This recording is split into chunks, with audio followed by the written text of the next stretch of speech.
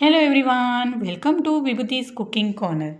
તો આજે આપણે બનાવીશું પિતાની સાથે જ આપણા શરીરને ઠંડક અને તાજગી આપે તેવું વરિયાળીનું શરબત. તો ચાલો બનાવવાનું સ્ટાર્ટ કરીએ. તો અહીં સૌથી પહેલાં આપણે વરિયાળીનું પ્રીમિક્સિંગ બનાવી લઈએ.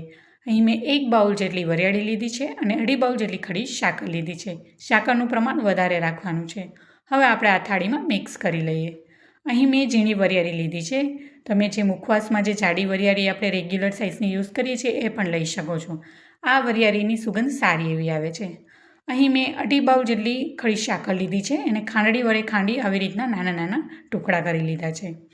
15 નંગ જેટલી મેં ઇલાયચી લીધી છે. ઇલાયચીને આપણે ફોતરા સહિત જ પીસી લેવાની છે. અને 20 નંગ જેટલા મરી લીધા છે. મરી આમ જોઈએ તો તીખા હોય છે, પણ આપણે ડાયજેશનમાં ખૂબ જ સારી એવી હેલ્પ કરે છે અને આપણે આ શરબતમાં એનો સ્વાદ પણ સારો એવો આવે છે. હવે આપણે મિક્સર જારમાં આ બધું આપણે પીસી લેવાનું છે અને ત્યાં સુધી પીસવાનું છે કે જ્યાં સુધી એકદમ સારો એવો પાવડર ન થાય ત્યાં સુધી આપણે એને પીસતું જ રહેવાનું છે. આયુર્વેદિક પ્રમાણે જોઈએ તો સાકર અને વરિયાળીનો પાવડર કરી 1 ચમચી સવાર સાંજ 2 મહિના સુધી પીવાથી આંખોની દૃષ્ટિમાં વધે છે અને જમ્યા પછી વરિયાળીને ખાવાથી આપણે જે જમેલું હોય છે એ પચી જાય છે અને આપણે પાચન શક્તિમાં પણ વધારો થાય છે. આમ જોઈએ તો આ વરિયાળી ખૂબ જ ગુણકારી અને ફાયદાકારક છે આપણા શરીર માટે. હવે આપણે આ વરિયાળી અને સાકર પીસાઈ ગયું છે. આપણે ચાણીથી એને ચારી લઈએ. જો આવી રીતના વરિયાળીનું પ્રીમિક્સિંગ રેડી હશે તો નાના બાળકો પણ પોતાની જાતે આ શરબત બનાવીને પી શકે છે અને આ પ્રીમિક્સિંગ બનાવવામાં કોઈ ઝાઝો એવો ટાઈમ પણ નથી લાગતો અને ફટાફટ બની પણ જાય છે. હવે ફરીથી આપણે એને તમે જોઈ શકો છો વરિયાળીનો જાડો ભાગ રહી ગયો છે. આપણે ફરીથી એકવાર એને પીસી લઈશું. શેકેલી વરિયાળીને ખાવાથી પણ પેટમાં દુખાવામાં રાહત થાય છે. હવે આપણે આ વરિયાળીનું પીસાઈ ગયું છે અને ફરીથી આપણે એને ચારી લઈએ.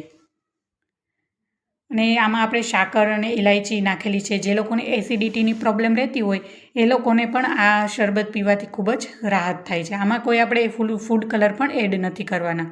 આપણે બહારના જો શરબત લઈએ છીએ તેમાં સિરપ હોય છે, તેમાં ફૂડ કલર નાખેલો હોય છે એટલે એકદમ ગ્રીન કલર હોય છે. આપણે અહીંયા નેચરલ જ રાખવાનું છે અને કોઈ પણ ગ્રીન કલર આપણે એડ નથી કરવાના. તમે જોઈ શકો છો વરિયાળીનો ગ્રીન કલર ખૂબ જ સારો આવી ગયો છે. હવે આપણે બધું મિક્સ કરી લઈએ. સરખું મિક્સ થઈ જાય એટલે આપણે કાચની એરટાઇટ બરણીમાં આપણે એને ભરી લઈશું અને આ વરિયાળીનું પ્રીમિક્સિંગને તમે આખું વરસ સુધી સ્ટોર કરી શકો છો અને એને ભેજ ન લાગે એવી જગ્યાએ રાખવાનું છે. જો ભેગ લાગી જશે તો અંદર આપણે સાકર નાખેલી છે એના ગાંઠા થઈ જશે. જો ગાંઠા થઈ જાય તો એને ફરીથી પીસી લેવાનું. તો રેડી છે આપણું વરિયાળીનું પ્રીમિક્સિંગ. તો હવે આપણે એને વરિયાળીનું શરબત હું તમને 2 રીતના બતાવીશ. અહીં વરિયાળીના પ્રીમિક્સિંગને આપણે 2 ચમચી લેવાની છે. હવે 1 ગ્લાસમાં આપણે એકદમ ઠંડુ પાણી નાખીને શરબત બનાવી લઈએ. આવી રીતના પાણી સાથે સિમ્પલ પીવાથી પણ એટલું મસ્ત ટેસ્ટ આવે છે. અને બીજી રીતના આપણે જે પ્રીમિક્સિંગ બનાવ્યું છે 2 ચમચી નાખ્યું અને ઠંડુ પાણી નાખ્યું છે ઉપરથી અને હવે આપણે એમાં શેકેલું જીરું પાવડર નાખી દઈએ અને 2 ચમચી જેટલું સંચર પાવડર નાખી દઈશું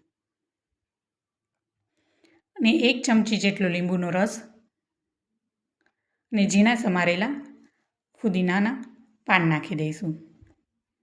આ શરબતમાં લીંબુનો ટેસ્ટ ખૂબ જ સારો એવો આવે છે અને જે આપણે સિમ્પલ રીતના બનાવ્યું છે શરબત એમાં જો તમારે તખમરિયા નાખવા હોય તો પણ નાખી શકો છો, તો પણ સરસ લાગે છે.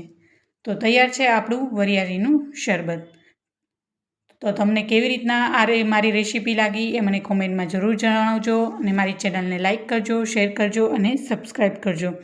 આવી જ રીતે નવી નવી રેસીપી માટે બાજુમાં આપેલું બેલ આઇકન બટનને પ્રેસ કરજો. Thanks for watching.